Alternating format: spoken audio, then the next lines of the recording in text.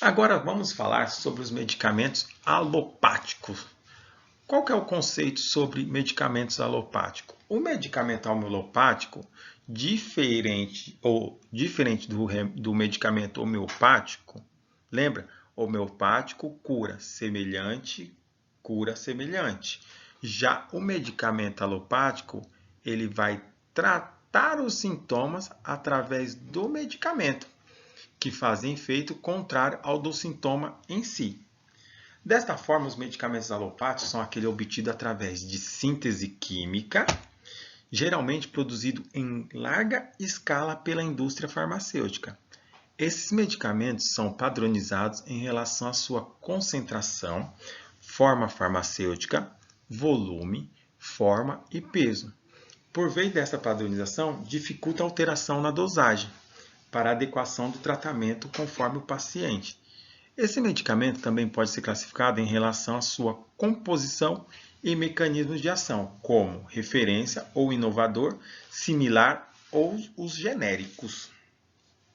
Então, a grande diferença de um para o outro é que o medicamento alopático ele é feito através de medicamentos sintetizados, né? Como a gente falou, são produzidos em grandes escalas nas indústrias farmacêuticas e o grande dificuldade, não só grande dificuldade, mas é que na indústria farmacêutica eles produzem em uma única dose. Então, por exemplo, suponhamos aí a sibutramina.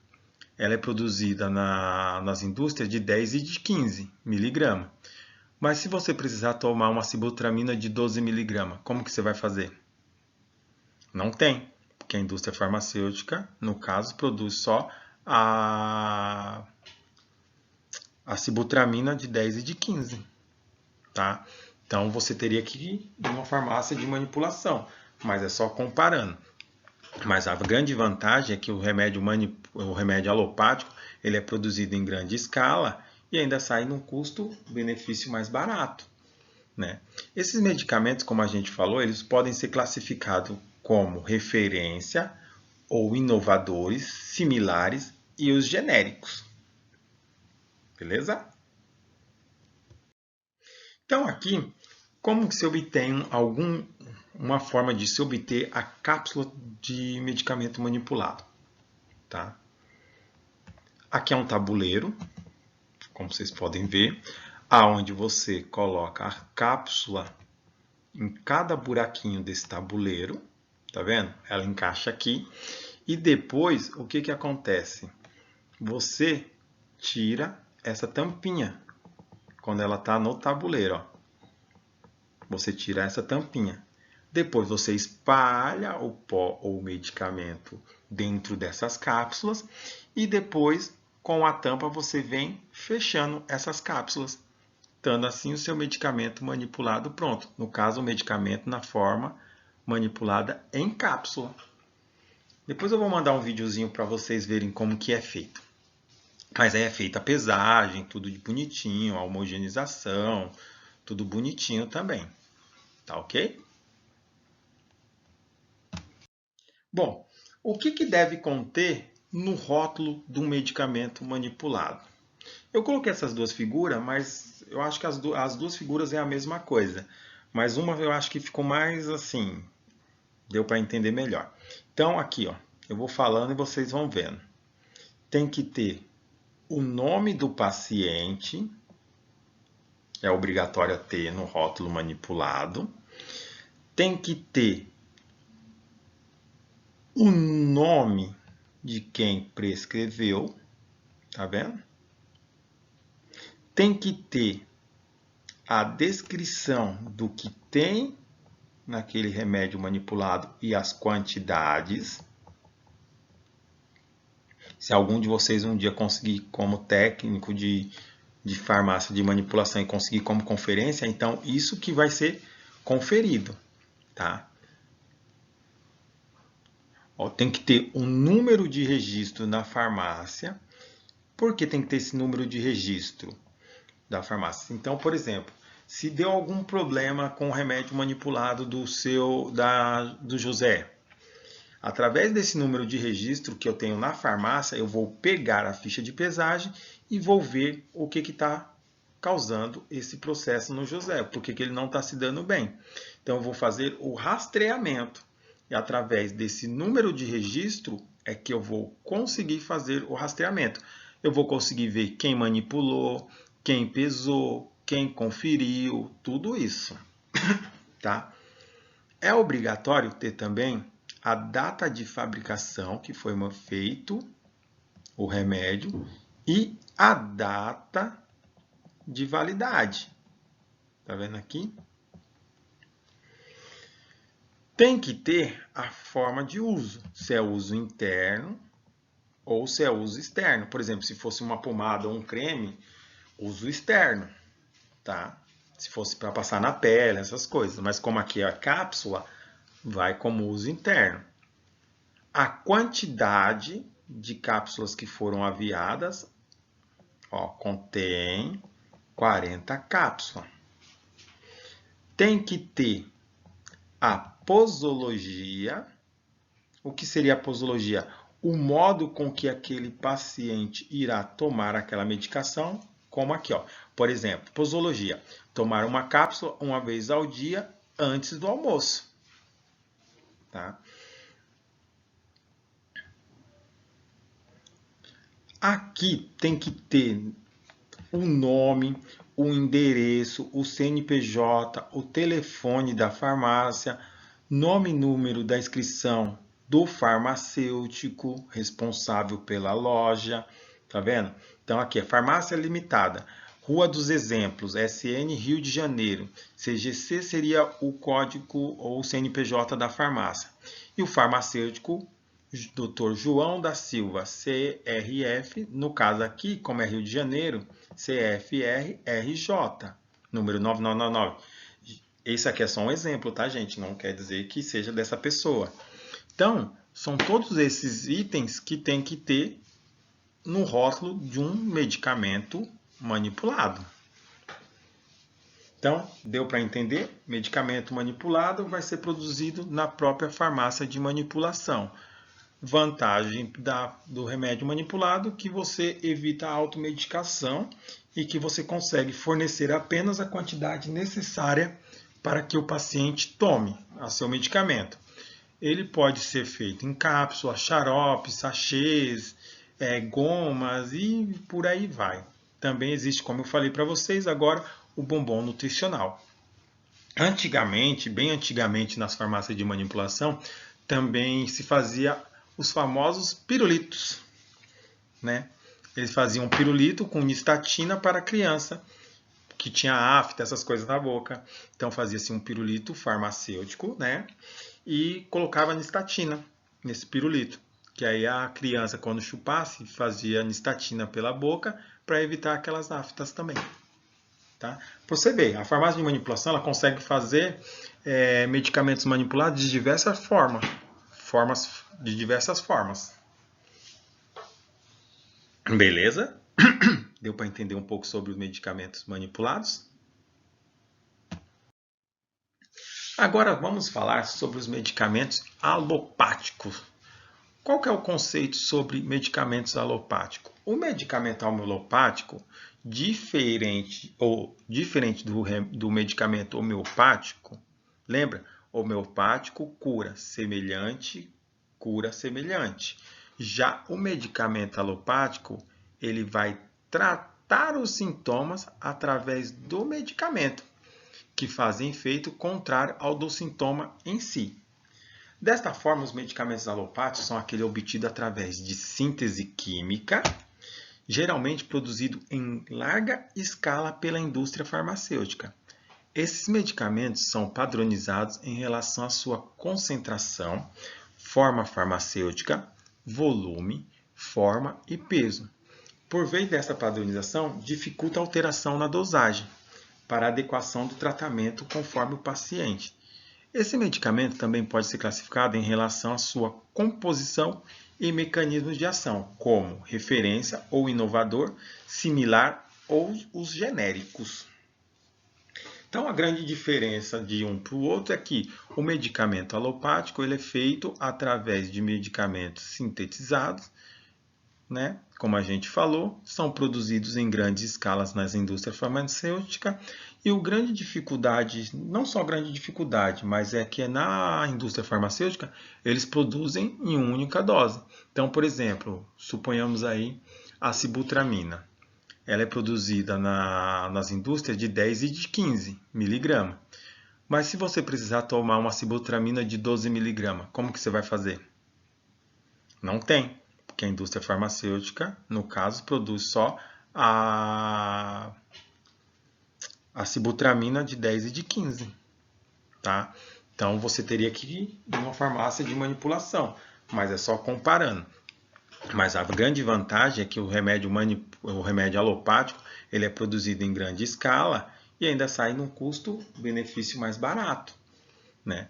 Esses medicamentos, como a gente falou, eles podem ser classificados como referência ou inovadores, similares e os genéricos.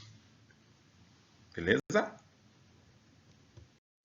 Bom, sobre o remédio referência ou inovador, segundo a Anvisa, medicamentos de referência são aqueles que apresentam o primeiro registro no país, onde a eficácia, segurança e qualidade desses medicamentos são comprovados cientificamente no momento do registro junto à Anvisa. Como os laboratórios farmacêuticos investem anos em pesquisa para desenvolvê-lo, tem exclusividade sobre a comercialização da fórmula durante o período da patente. Pode durar de 10 a 20 anos. Então, por que o remédio de referência ou inovador, às vezes, ele chega a ser mais caro do que o genérico e similar? Porque lembra de todos aqueles ensaios pré-clínico e o clínico que a gente citou na aula anterior? Então, o remédio de referência, ele tem, ou inovador, ele tem que fazer, além daqueles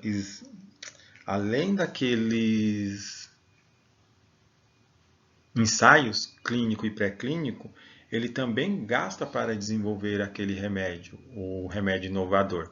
E fora que ele tem que trabalhar no marketing, então ele gasta uma grande quantidade. Vocês viram que chega aí 10 bilhões para se produzir um medicamento novo no mercado. Então ele precisa recuperar esse dinheiro. Então por isso que às vezes o remédio de referência ele é mais caro. Mas lembrando que o remédio de referência ele é aquele que apresenta o primeiro registro no país. Então, o país que ele foi desenvolvido, ele vai apresentar o primeiro registro no país. A sua segurança e qualidade desse medicamento são provados cientificamente e a partir desse momento que é comprovada a sua eficácia cientificamente, ele é registrado junto à Anvisa. Beleza? Aí, como forma de ser comercializado, ele pede a patente e aí só aquela indústria pode vender aquele remédio durante a sua patente. Medicamento genérico. O que acontece? Após a expiração da patente, aí sim abre a porta para a produção do medicamento genérico. Então, o medicamento genérico ele só vai ser produzido depois que o remédio de referência ou o remédio inovador perder a patente. Aí que começa a ser fabricado os remédios genéricos. Tá?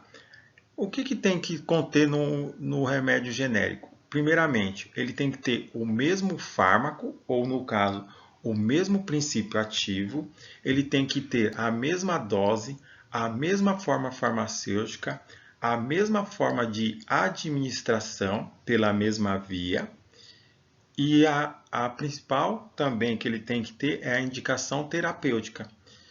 Ele tem que ter tudo isso igual o remédio de referência. Então, o medicamento genérico ele vai ter a mesma ação, ele vai ter a mesma dose, ele vai ter a mesma forma farmacêutica do que o remédio de referência. Tá? Então, é isso que ele também tem que ter. O genérico ele é intercambiável com o medicamento de referência. Assegura a substituição do medicamento de referência pelo genérico e assegura por teste de bioequivalência, apresentando a Anvisa. Então, o remédio genérico não é só chegar e copiar. ele tem que apresentar um teste que assegura que ele é bioequivalente ao mesmo do remédio de referência. Quando ele apresentar esses testes de bioequivalência, ele deve ser apresentado à Anvisa, né, para assim poder ser feita a comercialização. Tá? Então, por exemplo, você imagine, o remédio de referência, ele gastou com um ensaio pré-clínico, com um ensaio clínico, ele gastou com marketing, ele gastou com visitação médica, ele gastou com propaganda. Então, tudo isso vai encarecendo o remédio de referência. Já depois que quebra a patente, o que o remédio genérico faz? Ele copia o mesmo fármaco, o mesmo princípio ativo.